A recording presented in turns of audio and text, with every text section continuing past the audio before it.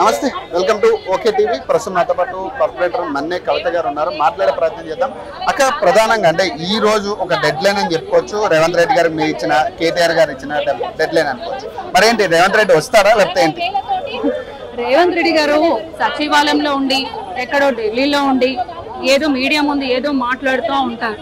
ఆయనకి మిల్లెట్స్ కి పల్సెస్ కి కూడా తేడా తెలియదు. వాస్తవం చెప్తున్నాం, మన హరీష్ రావు అన్న కూడా అదే చెప్తా ఉన్నారు. సో అలాంటి రేవంత్ రెడ్డి గారు కూర్చొని ఎన్నైనా మాట్లాడతారు, ఎన్నైనా సవాల్ విసురుతారు. సవాల్కి సిద్ధం, జవాబుకి సిద్ధం అన్నట్టు ఈ రోజు రామన్న గాని హరీష్ రావు అన్నగారు కూడా సిద్ధంగా ఉన్నారు.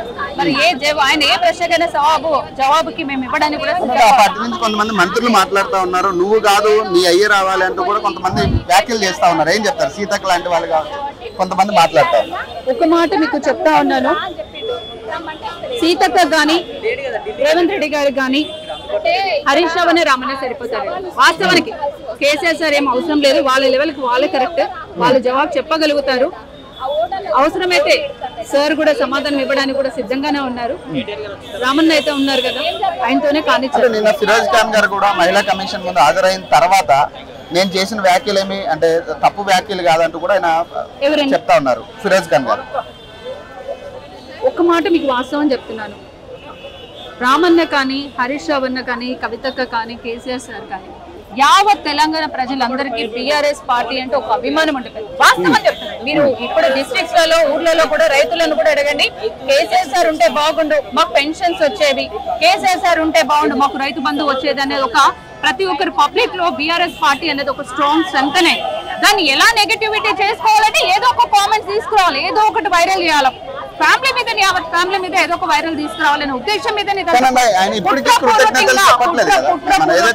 ఇప్పటికీ కూడా ఆయన అది సమర్థించుకుంటూ పోతా ఉన్నాడు కదా. ఆ వ్యాఖ్యలు నేను కరెక్ట్ గానే మాట్లాడాను, నేను అదేం తప్పుగా మాట్లాడలేదు, తెలంగాణ యాసలో మనం చూసుకుంటే అదే వ్యాఖ్యలు వస్తాయంటూ చెప్తా ఉన్నాడు. ఆఫ్టర్ మహిళా కమిషన్ తో మాట్లాడిన తర్వాత కూడా ఎక్కడ కూడా దాన్ని సారీ చెప్పే పద్ధతి ఎక్కడ కనపడట్లేదు. ఎవరంటారండి? ఫిరోజ్ ఖాన్. ఫిరోజ్ ఖాన్ కి ఒకటి మాత్రం చెప్తాను, అసలు ఫిరోజ్ ఖాన్ గురించి అసలు మనం మాట్లాడుకోవాల్సిన అవసరం కూడా లేదు. మహిళల మీద ఆ రకంగా వ్యాఖ్యలు చేయడం కరెక్టేనా? ఎవరండి? ఎవరు? ఫిరోజ్ ఖాన్. ఫిరోజ్ ఖాన్ ఆయనకు అసలు ఉమెన్ అనే రెస్పెక్ట్ ఇవ్వడం అనేది ఆయనకు తెలుసా? ఆయన నోటికి వచ్చినట్టు ఈ రోజు పదవులు ఏదో గవర్నమెంట్ ఉంది మేమంటే ఏదో అంటాము, మీరేదో పడాలి అన్నట్టుగా ఆ level of attitude Firoz Khan direct నేను చూసాను. మహిళలతో మాట్లాడడం కూడా అసలు సరైన పద్ధతి కూడా మాట్లాడండి.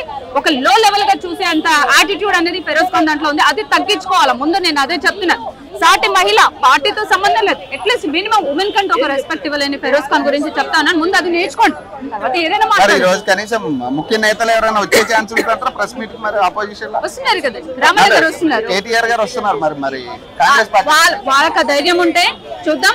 మేము అదే అడుగుతా ఉన్నారు కదా, చర్చకైనా సిద్ధం అంటున్నారు. అఖిల పక్షం నుంచి మేము కూడా చర్చకు సిద్ధం ఉన్నాం. వాళ్ళు ఎవరు వస్తారో దానికి కూడా సమాధానం మంత్రివర్గం ఏమైనా వచ్చే ఛాన్స్? వాళ్ళు ఒకటే చెప్తున్నారండి, సచివాలయంలో ఉండాలా, మీడియా ముందు మాట్లాడాలా, లేదంటే మీడియా ముందు ఏ ఆఫీస్ దగ్గరకు వస్తే మాట్లాడాలో వెళ్ళిపోవాలా. వాస్తవానికి కాంగ్రెస్ గవర్నమెంట్ లో క్యాబినెట్ మినిస్టర్లకి యూనిటీ లేదండి. అక్కడ ఉత్తమ్ కుమార్ రెడ్డి గాని, కోమటి రెడ్డి గాని, రాజగోపాల్ రెడ్డి గాని, మైనంపల్లి గాని, శ్రీధర్ రెడ్డి గారికి గాని, వీళ్ళందరికీ వాళ్ళ దాంట్లోనే అండర్స్టాండింగ్ లేదు. ఒకటే వాస్తవం చెప్తా ఉన్నారు. ఏమంటున్నారు? రేవంత్ రెడ్డి గారు టీడీపీ నుంచి కాంగ్రెస్ కు వచ్చారు, ముందు నుంచి మేము ఉంటే మేము సీఎం, ఆయనకేది మేము ఇచ్చేది రెస్పెక్ట్ అని. ఆయన వస్తేనే కనీసం లేచి కూడా నేను చూడడం లేదు. వాళ్ళ వరకు వాళ్ళకి అండర్స్టాండింగ్ లేదండి. ఇంకా వాళ్ళే వచ్చి మాకు అపోజిషన్ వస్తే వీఆర్ రెడీ. నేను అదే చెప్తున్నా, హరీష్ రావు అన్న, రామన్న గానీ కేసీఆర్ వీఆర్ రెడీ అని చెప్తా ఉన్నారు.